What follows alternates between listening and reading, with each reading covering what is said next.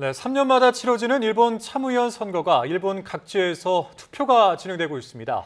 이번 선거는 물가와 외국인 대책 등이 주요 쟁점인데 여당의 과반 확보 여부가 이시바 내각의 운명을 결정할 것으로 보입니다.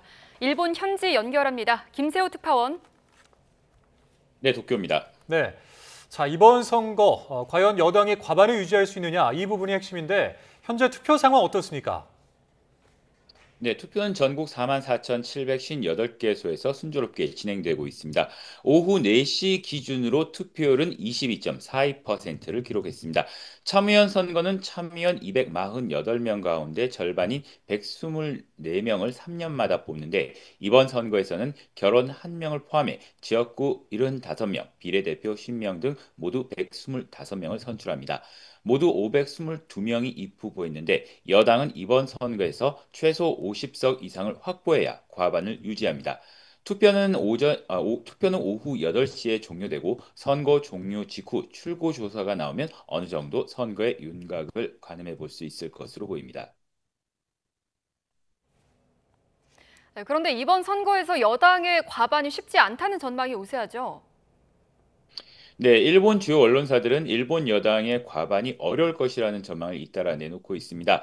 과반을 넘기려면 최소 50석 이상을 확보해야 하지만 적게는 30여 석, 많아도 50석을 간신히 넘길 것으로 보고 있습니다.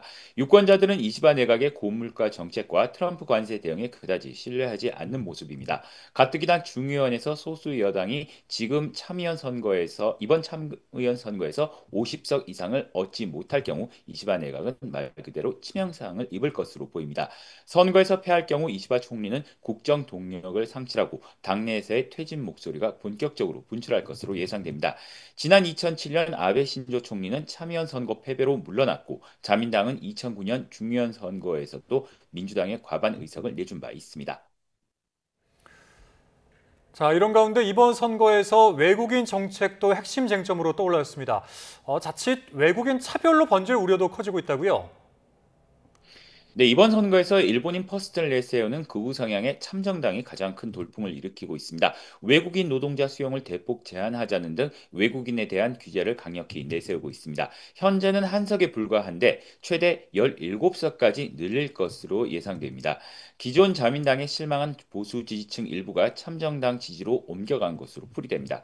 참정당이 급부상하면서 보수를 표방하는 정당들은 외국인 관광객 소비재 폐지, 외국인 혜택 축소 등 앞다퉈 외국인 규제를 내세우고 있습니다. 집권 자민당은 외국인 운전면허증의 일본 면허 전환을 더욱 엄격히 하기로 하는가 하면 일본 정부는 외국인 총괄 조직을 설치하며 외국인에 대한 통제를 강화하려 하고 있습니다.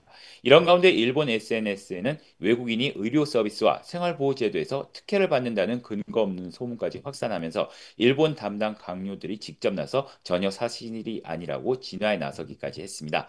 일본 정치권을 중심으로 한 외국인 규제 목소리가 자칫 일본의 극우 성향 움직임에 더욱 힘을 보태는 것 아니냐는 우려가 커지고 있습니다. 지금까지 도쿄에서 YTN 김세호입니다.